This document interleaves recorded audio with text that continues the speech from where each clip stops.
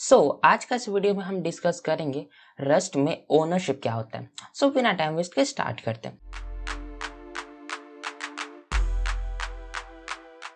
तो सबसे पहले मैं क्या करता हूँ, यहाँ पे मैं VS कोड को ओपन कर लिया और यहाँ पे मैं एक फोल्डर बना लिया ओनरशिप का और यहाँ पे रस्ट फाइल भी बना लिया और इसमें मैं क्या किया कि मेन फंक्शन भी बना लिया। ठीक है, अब स्टार्ट करते समझना कि ये ओनरशिप होता क्या। लास्ट वीडियो में हम ऑलरेडी डिस्कस कर चुके हैं कि क्या होता है स्टैक एंड हीप मेमोरी। उसके बाद हम सीखने वाले ओनरशिप क्या होता है। ठीक है, अगर मैं यहाँ पे रेफर करूँ कि ओनरशिप होता क्या है, बाय द वे डिस्क्रिप्शन में लिंक दिया हुआ होगा, इन नोट्स का डाउनलोड कर लेना। ओके, यहाँ पे लिखा हुआ ओनरशिप में, ownership means each value in rust has a owner, when the owner goes out of scope the value is dropped. इसका मतलब ये है कि जब भी हम कोई एक वेरिएबल बनाते हैं, कोई भी वैल्यू सेट करते हैं, तो उसका रस्ट में एक ना एक ओनर होता है। ठीक है, तो ओनरशिप का मतलब यही होता है। जैसे कि मैं क्या करता हूँ, कोई भी एक फोल्डर यहाँ पे ओपन करता हूँ, तो यहाँ पे देखो, यहाँ पे हो ये रहा कि एक यहाँ वेरिएबल बना हुआ जिसमें कि एक स्ट्रिंग स्टोर किया हुआ है। ठीक है, स्ट्रिंग ऑब्जेक्ट स्टोर किया हुआ है जिसमें कि अभिषेक है। देखो, ये जो स्ट्रिंग अभिषेक है, इसका ओनर कौन है? S1 ओनर है। फिर यहाँ पे एक S2 है, उसमें एक एम्प्टी स्ट्रिंग स्टोर किया हुआ है। ठीक है, तो उस एम्प्टी स्ट्रिंग का ओनर कौन है? वो S2 है। तो जब भी हम कोई वेरिएबल, कोई वैल्यू डिक्लेयर करते, कुछ भी डिक्लेयर करते, तो उसका रस्ट में कोई ना कोई एक ओनर होता है। ठीक है, तो यही होता है ओनरशिप। ठीक है, ओनर यही होता है। उसके बाद यहाँ पे लिखा हुआ है ओनरशिप रूल्स। देखो, ओनरशिप का 3 रूल्स होता है। ठीक है, पहला रूल ये होता है कि each value has an owner. ठीक, तो हर वैल्यू का एक ओनर होता है। ठीक है, दूसरा रूल ये है कि only one owner at a time. एक वैल्यू का ओनर तो जरूर होगा, बट उस एक वैल्यू का एक ही ओनर एक टाइम पे होगा। ठीक है, हर वैल्यू का एक ओनर होगा और एक ही ऑनर होगा। ठीक है, उसका यहाँ पे लिखा लास्ट है value is dropped when goes out of scope.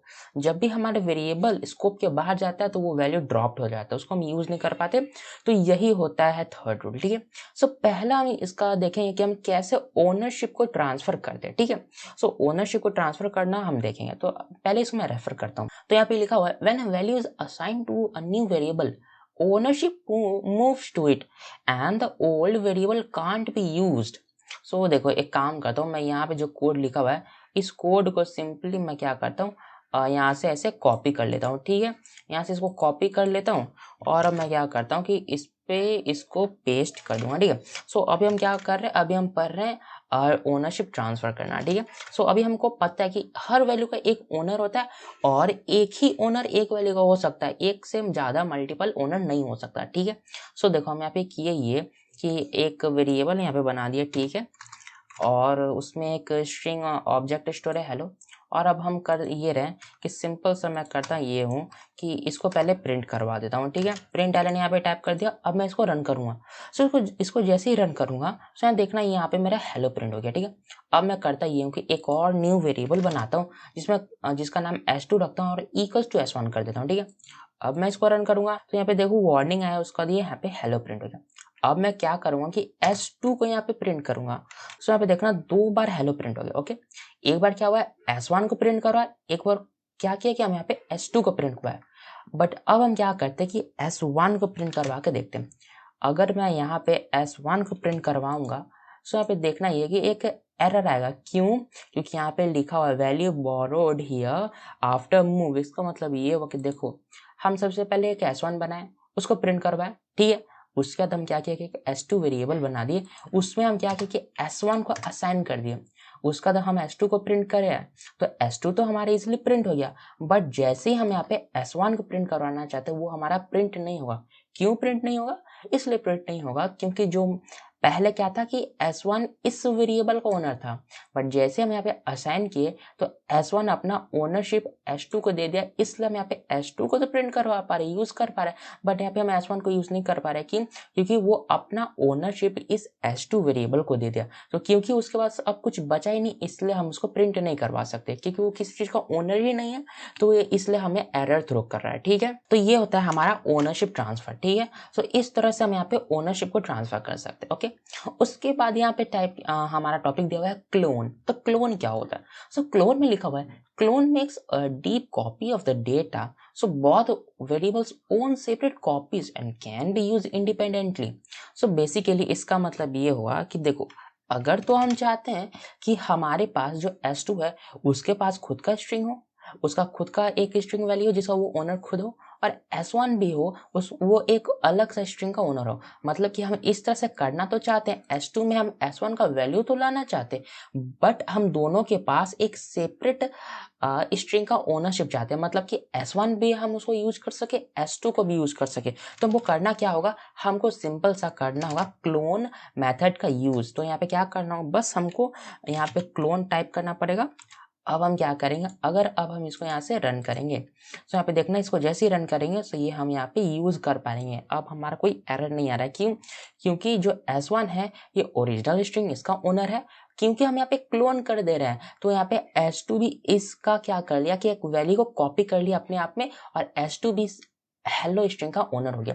सो अगर हम चाहते हैं कि हमारा इस तरह से करने के बाद भी दोनों वेरिएबल्स को यूज कर सके, तो हम यहाँ पे क्लोन का यूज करेंगे। क्लोन क्या करता है कि वो डेटा को कॉपी कर लेता है, जिसकी वजह से हम यहाँ पे दोनों वैल्यूज को यूज कर सकते हैं। यहाँ पे ओनरशिप ट्रांसफर नहीं हुआ, यहाँ पे क्लोन हो गया। मतलब कि यही स्ट्रिंग का दोनों ओनर एक तरह से बन गया। क्यों? क्योंकि S1 के पास तो ऑलरेडी ये था, S2 में हो ये रहा है कि S1 का डीप कॉपी कर लिया, तो एग्जैक्टली जो वैल्यू S1 के पास था वो अब S2 में आ गया। सो अब हम दोनों को यूज कर पाएंगे। ठीक है, तो क्लोन मेथड के हेल्प से हम यहाँ पे डेटा को डीप कॉपी कर लेते हैं, उसकी वजह से हम यहाँ पे उसको यूज कर पाते हैं। ठीक है, उसके बाद हमारे यहाँ पे कॉपी टाइप किया हुआ।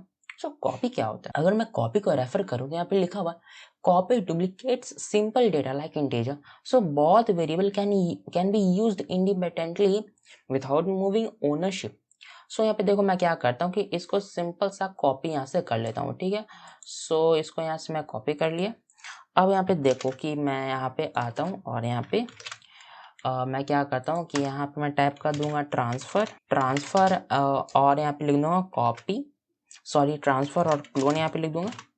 और ये जो मेरा टॉपिक है, इस टॉपिक को मैं क्या करूँगा, यहाँ पे इसको मैं कॉपी यहाँ पे टाइप कर दूंगा। ठीक है, तो यहाँ पे कमेंट आउट करने के बाद कॉपी यहाँ पे मैं इसको टाइप कर देता हूँ। ठीक है, यहाँ पे मेरा कॉपी हो गया। ओके, अब मैं क्या करता हूँ, इसको फॉर्मेट डॉक्यूमेंट यहाँ से कर दूंगा। सो यहाँ पे इसको मैं फॉर्मेट डॉक्यूमेंट करता हूँ। सो इसको यहाँ से ऐसे पहले कंप्लीट करना। देखो, सो यहाँ पे हम क्या किए कि पहले हम यहाँ पे ट्रांसफर करना देख लिया कैसे ट्रांसफर करते हैं, फिर हम क्लोन का हेल्प से अगर हम चाहते हैं कि हमारे पास दोनों वेरिएबल यूज कर सके हम, तो हम यहाँ पे क्लोन का यूज करेंगे। अब हम यहाँ पे कॉपी देखते हैं। सो यहाँ पे देखो हो ये रहा है कि देखो हम यहाँ पे एक x वेरिएबल बनाए, एक y वेरिएबल बनाए। ठीक है, अब मैं क्या करता हूँ, उसका मैं दोनों को रन करूंगा। सो यहाँ पे हम दोनों को रन करेंगे। सो यहाँ पे देखो x equals to 5, y equals to 5 यहाँ पे आ गया। यहाँ पे हम किए ये कि जो y वेरिएबल है उसमें हम यहाँ पे x को असाइन कर दिए, बट अगर हम यहाँ पे x और y दोनों को यूज कर पा रहे हैं। ऐसा क्यों? क्योंकि यहाँ पे हम पहले कॉन्सेप्ट पढ़े थे स्टैक क्या होता है, हीप क्या होता है। तो जो हमारा सिंपल डेटा टाइप होता है जिसका साइज हमारा डिफाइंड होता है उससे बड़ा नहीं होगा, जो कि स्टैक मेमोरी में हमारे स्टोर होता है। तो अगर उस तरह का डेटा को हम यहाँ पे इस तरह से करेंगे तो यहाँ पे ये ट्रांसफर ना होकर के यहाँ पे कॉपी हो जाएगा। सो वो डेटा जो कि हमारा स्टैक मेमोरी में स्टोर होता है, तो उसमें क्या होता है कि उसमें ओनरशिप ट्रांसफर नहीं होता, उसमें क्या होता है, उसमें हमारा कॉपी हो जाता। तो यहाँ पे x भी 5 का ओनर बन गया और y भी यहाँ पे 5 का ओनर बन गया। क्यों? क्योंकि हम यहाँ पे y में x को असाइन कर दिए। तो इसका मतलब ये हुआ कि जो y का वैल्यू होगा वही x का वैल्यू होगा, जो x का वैल्यू होगा वही y का वैल्यू होगा। सो यही होता है कॉपी। देखो, जब भी हम उस तरह का डेटा टाइप में असाइनमेंट करते हैं या हम ट्रांसफर कराना चाहें तो उसमें ट्रांसफर ना होकर के कॉपी हो जाएगा। क्यों? क्योंकि वो डेटा टाइप जो कि हमारे स्टैक मेमोरी में स्टोर होता है उसमें कॉपी होता है, ना कि उसमें ट्रांसफर होता है। ठीक है, तो यहीं पे यही लिखा होता है कॉपी क्या होता है। जब भी हम यहाँ पे इंटीजर या फ्लोट इस तरह का नंबर्स को हम यहाँ पे इस तरह करने का कोशिश करेंगे तो वो हमारा वहाँ पे कॉपी हो जाएगा और हम दोनों वेरिएबल को यूज कर पाएंगे। ठीक है, यहाँ पे हमको क्लोन करने का जरूरत नहीं, ऑटोमेटिकली हो जाएगा। क्यों? क्योंकि ये हमारे स्टैक मेमोरी में स्टोर्ड है और स्टैक मेमोरी में स्टोर्ड है, इसलिए वो ऑटोमेटिकली क्लोन हो जाता है। ठीक है, सो देखो अगर हम यहाँ पे असाइन दो वेरिएबल को इस तरह करेंगे, अगर वो हमारे स्टैक मेमोरी में स्टोर्ड है, इंटीजर या फ्लोट है, तो वो तो कॉपी हो जाएगा, हम यहाँ पे यूज कर पाएंगे। बट अगर वो मेरा फ्लोट है, सॉरी वो मेरा अगर स्ट्रिंग है, वेक्टर है, जो कि मेरा हीप मेमोरी में स्टोर होता है, तो वहां पे ओनरशिप ट्रांसफर हो जाएगा। और अगर हम चाहें कि हम दोनों को यूज करें तो हमको वहां पे क्लोन का यूज़ करना पड़ेगा। सो वो डेटा जो कि हीप मेमोरी में स्टोर्ड होता है उसको अगर हमको दोनों को यूज़ करना है तो क्लोन का यूज़ करना पड़ेगा, और अगर हमारे पास स्टैक मेमोरी वाला डेटा है तो हमको कोई भी चीज़ करने का ज़रूरत नहीं है, वो ऑटोमेटिकली काम हो जाएगा। ठीक है, यहाँ नोट में भी ये लिखा हुआ है कि in ownership the data that use copy are integer, boolean, floating point character. तो बेसिकली जो कि स्टैक मेमोरी में स्टोर होता है वो ऑटोमेटिकली कॉपी हो जाता है, जिस तरह हम अभी देखें। और यहाँ पे लिखा हुआ है data that use ownership transfer, string हो गया, वेक्टर हो गया, उसका लिखा हुआ है most heap allocated type and custom struct without copy. Basically वो डेटा जो कि हमारा स्टोर होता है हीप मेमोरी में वो हमारा ओनरशिप ट्रांसफर उसका हो जाता है। ठीक है, उसका यहाँ पे लिखा हुआ नोट में लिखा हुआ है array copy versus ownership transfer. Array can be copied और move depending on what they hold. So देखो लास्ट वीडियो में हम यहाँ पे देखे थे स्प्लिट का कॉन्सेप्ट, जिसमें कि जैसे कि हम एक स्ट्रिंग बनाते हैं तो उसका जो वेरिएबल है वो हमारा स्टैक मेमोरी में स्टोर होता था क्योंकि वो चेंज नहीं हो सकता था, बट जो उसका वैल्यू है वो हमारा हीप मेमोरी में स्टोर होता था क्योंकि उसका वैल्यू साइज सेट किया हुआ नहीं होता। जैसे वेक्टर है उसका वैल्यू कभी बढ़ा सकते हैं, घटा सकते हैं, इसलिए जो वेक्टर होता है वो हमारा स्टैक नहीं सॉरी वो हमारा हीप मेमोरी में स्टोर होता है और उसका जो वेरिएबल होता है वो हमारा स्टैक मेमोरी में होता है।